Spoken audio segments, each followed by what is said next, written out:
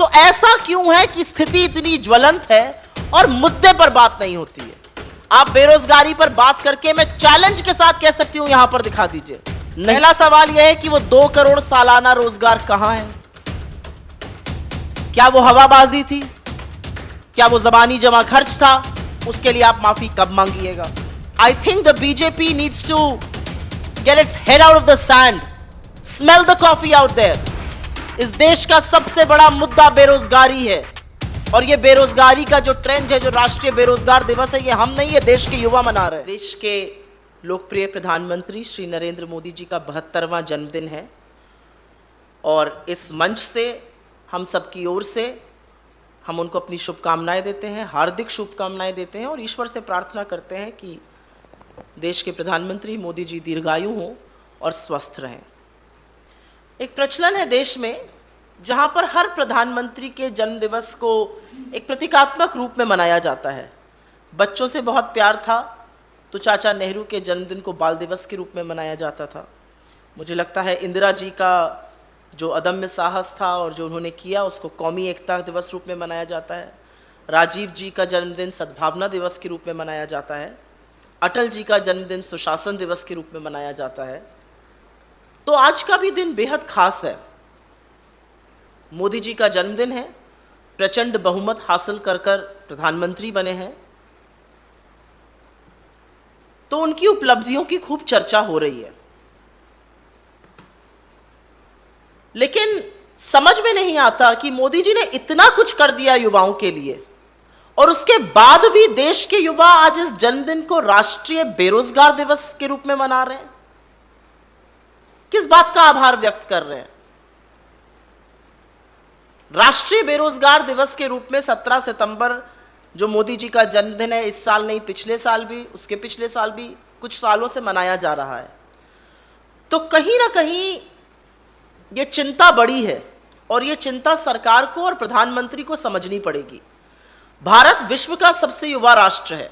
हमारे यहाँ औसतन आयु विश्व में सबसे युवा है, और उसके बाद भी हमारे यहाँ कामकाज करने वाले उम्र वर्ग में 60% लोग, in the working age population, 60% लोग या तो काम नहीं कर रहे हैं या काम ढूंढ नहीं रहे हैं, इतने हताश हो चुके हैं। 60% लोग in the working age population, 60% are either not working or not looking for employment. भयावह स्थिति है। 20 से 24 वर्ष की आयु में युवा बिल्कुल 42% बेरोजगार हैं। तो अगर ये भयावह स्थिति नहीं है तो और क्या होगी? और नहीं, ना आप कोरोना के पीछे छुप सकते हैं, ना आप रशिया यूक्रेन युद्ध के पीछे छुप सकते हैं, क्योंकि सच तो यह है कि कोविड का पहला केस आने से पहले हमारी आर्थिक मंदी, हमारी अर्थव्यवस्था चरमरा गई थी, और बेरोजगारी 45 साल में सबसे ऊंचे स्तर पर पहुंच गई थी। हालिया आंकड़ों के मुताबिक बेरोजगारी की दर 8.3% है। एक डेवलपिंग इकोनॉमी के लिए और एक युवा राष्ट्र के लिए अगर इससे बड़ा रेड लेटर प्रायोरिटी और कुछ नहीं हो सकता है। और ऐसा क्यों है? ये युवा क्यों मना रहे हैं इसको राष्ट्रीय बेरोजगार दिवस के रूप में? मुझे लगता है वो मायूस हैं। मोदी जी ने क्योंकि वादे बहुत बड़े किए थे। अपनी इलेक्शन रैली के दौरान उन्होंने कहा था, और बार बार कहा था, कि मैं 2 करोड़ सालाना रोजगार बनाऊंगा। तो 8 साल बाद 16 करोड़ रोजगार बन जाने चाहिए थे। 16 करोड़ रोजगार तो नहीं बने, 22 करोड़ नौकरियों के आवेदन जरूर आए, और उसमें से नौकरियां सिर्फ और सिर्फ 7 लाख लोगों को मिली।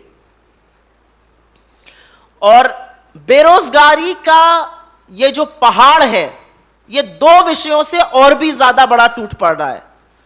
पहला, ये महंगाई और घटती आय के दौरान आ रहा है। जो लोग थोड़ा बहुत कमा रहे हैं उनकी भी आय घट गई है, और महंगाई बहुत है, इसलिए बेरोजगारी और भी ज्यादा चुभ रही है। और दूसरा, महिलाओं पर इसका बहुत कहर बरपा है। जो लेबर पार्टिसिपेशन रेट महिलाओं का 26% होता था, वो गिर के 15% तक पर आ गया। तो क्या मोदी जी को कोई चिंता नहीं है? मुझे नहीं लगता ऐसा होगा। आंख पर पट्टी बांध लेने से सुनाई तो जरूर देता है क्या हो रहा है देश में, और उनको चिंता है, उनको रोजगार की चिंता है, यह मैं दावे के साथ इस मंच से कह सकती हूं। हां, वो चिंता एक व्यक्ति के रोजगार की है। अमित शाह के सुपुत्र श्री जय शाह जी 2019 में बीसीसीआई के सचिव बने। उनका कार्यकाल 3 साल का था, खत्म होना था, नियम के अनुसार उनको रिटायर होना था। लेकिन अब बीसीसीआई का संविधान बदला जाएगा और उनको 3 साल तक रोजगार सुनिश्चित किया गया है। लेकिन आपके बच्चों को 4 साल की नौकरी के बाद 23 साल में रिटायर कर दिया जाएगा। यह प्राथमिकता है सरकार की। सरकार की प्राथमिकता यह है कि 60 लाख सरकारी पद केंद्र और राज्यों में खाली पड़े हैं, उसके बारे में चर्चा नहीं होगी। 2-2 साल तक सशस्त्र बलों में और आर्मी में भर्ती नहीं होगी, और जब युवा रोजगार मांगेगा तो उसको 4 साल का रोजगार मिलेगा, और वो भी तब जब उसको 23 साल में रिटायर कर दिया जाएगा। यह युवाओं की चिंता है उनकी। तो ऐसा क्यों है कि स्थिति इतनी ज्वलंत है और मुद्दे पर बात नहीं होती है? आप बेरोजगारी पर बात करके, मैं चैलेंज के साथ कह सकती हूं, यहां पर दिखा दीजिए, नहीं बात करेंगे। और इसीलिए हमारे कुछ सवाल हैं। पहला सवाल यह है कि वो 2 करोड़ सालाना रोजगार कहां है? क्या वो हवाबाजी थी? क्या वो जबानी जमा खर्च था? उसके लिए आप माफी कब मांगिएगा? दूसरा, 60 लाख सरकारी पद खाली पड़े हैं। अभी मैं निजी क्षेत्र की तो बात ही नहीं कर रही हूं, केंद्र और राज्य सरकारों को मिलाकर वो क्यों खाली पड़े हैं?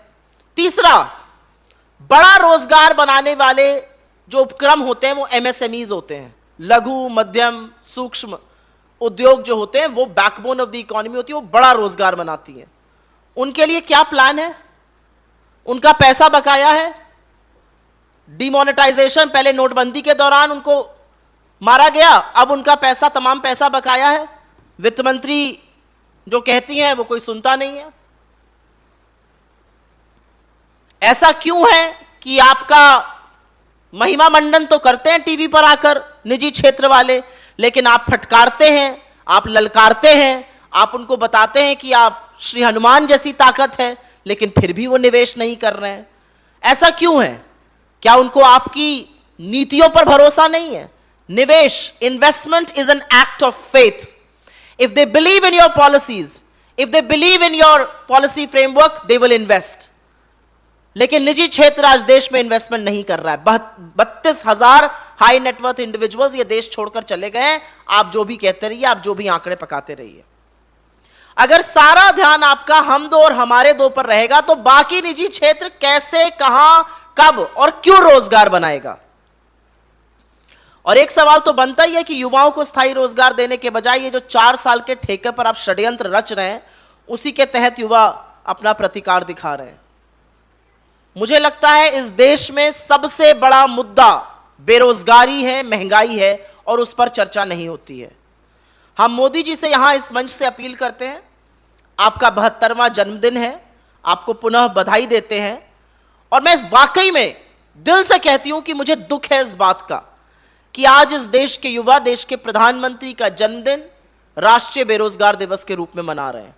यह दुख की बात है, यह चिंता की बात है।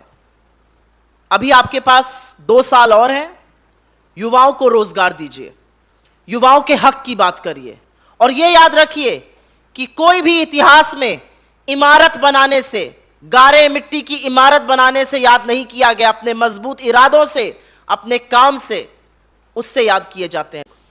इमारत नहीं, इरादा बुलंद करिए। जिस रोजगार का आपने प्रण किया था वो रोजगार दीजिए, क्योंकि ये दुख की बात है कि देश के प्रधानमंत्री के जन्मदिन के अवसर पर इस देश का युवा राष्ट्रीय बेरोजगार दिवस मना रहा है। खबरों में बने रहने के लिए फोरम 4 को सब्सक्राइब करें और नोटिफिकेशन पाने के लिए बेल आइकन दबाएं।